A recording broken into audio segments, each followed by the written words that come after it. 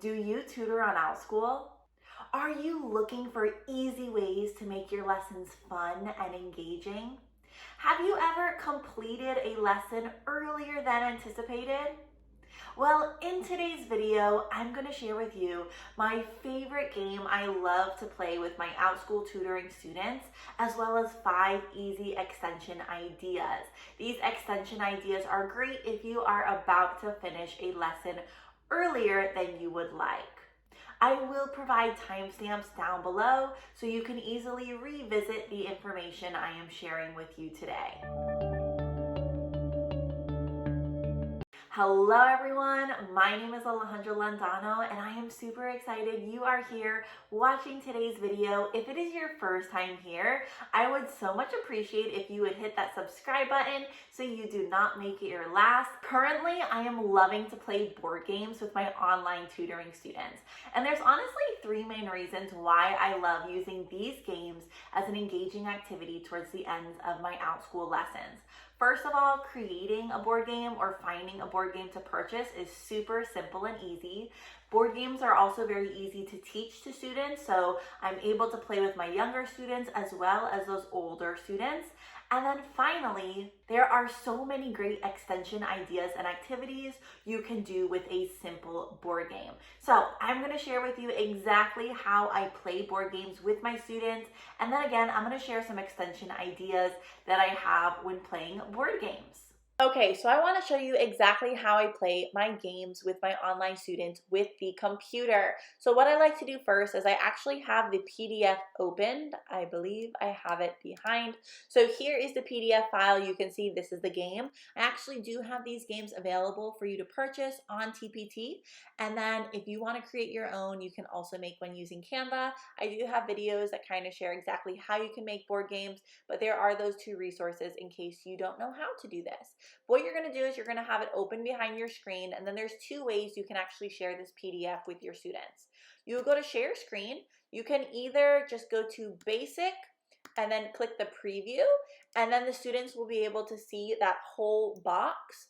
Or if you want to be a little bit pickier, you could also go to share screen, advanced, and then portion of screen.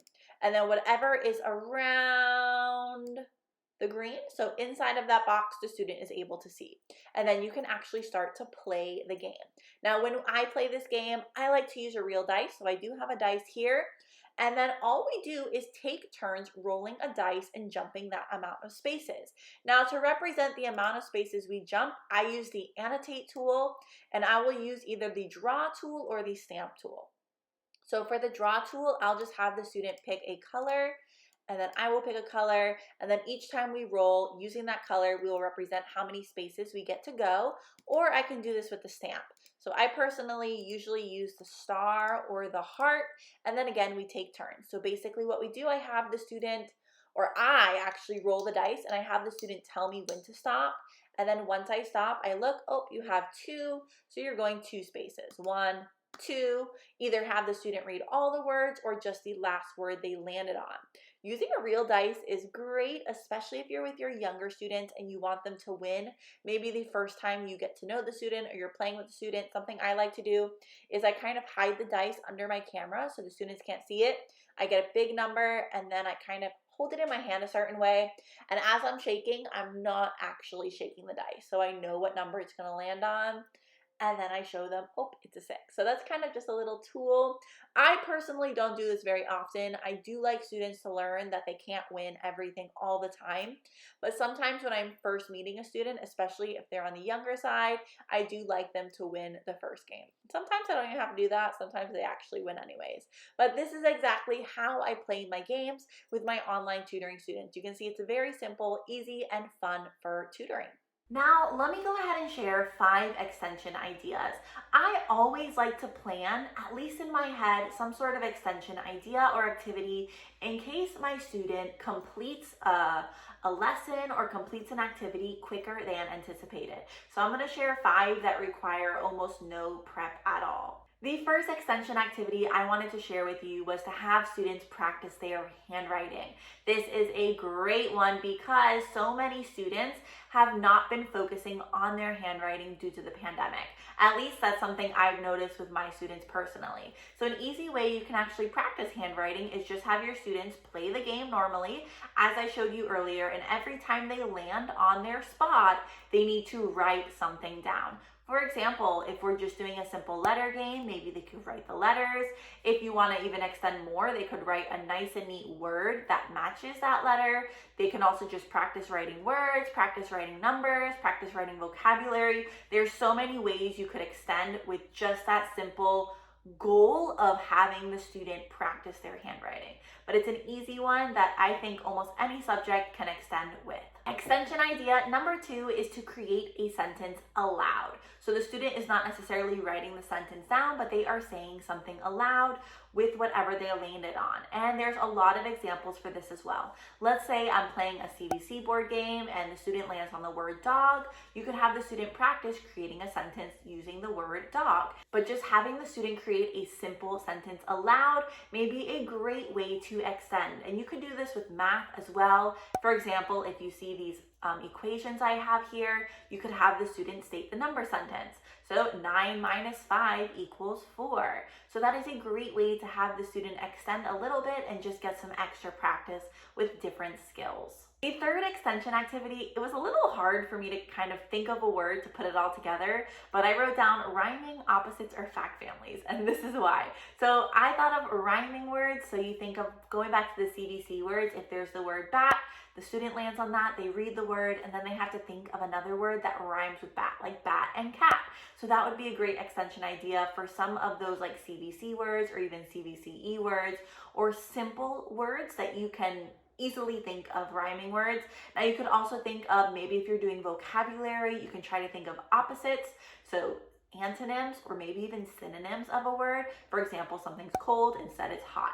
So something like that would be an easy extension. And then I was also trying to think of something with math. You could do like fact families. So we know 9 plus 1 equals 10, and then we also know 1 plus 9 equals 10. Then we also know 10 minus 1 equals 9, and etc. So just having the students practice saying things like this aloud when they're playing a board game is a great way to extend.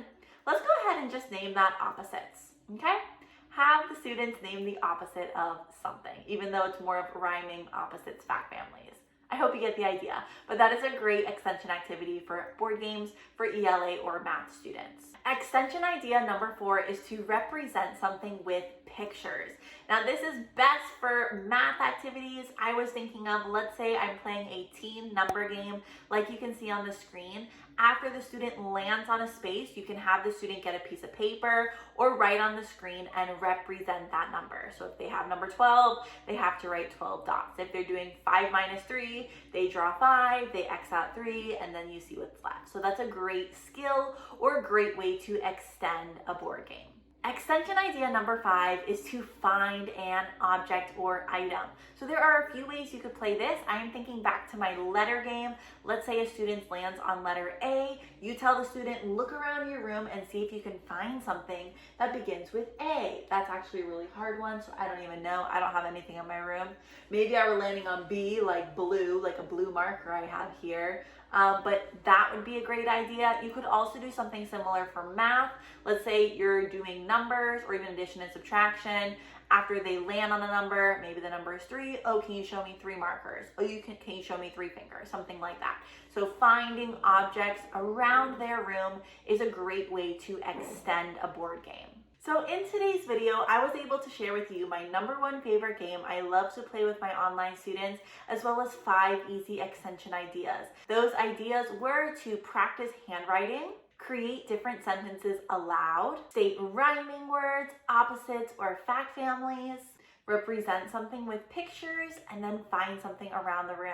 Again, those are great and easy ways to extend a lesson if you just want to make your board games a little bit more different or challenging for some of your students, or if you are finishing a lesson earlier than anticipated. If you found this video helpful, I would very much appreciate if you left it a thumbs up, and you don't forget to subscribe to my channel so you don't miss my future videos. In the meantime, I highly recommend you check out some of these other videos. For example, this video here is going to share some of the other games I love to play with my online tutoring students. Again, thank you so much for watching, and I'll see you in a future video.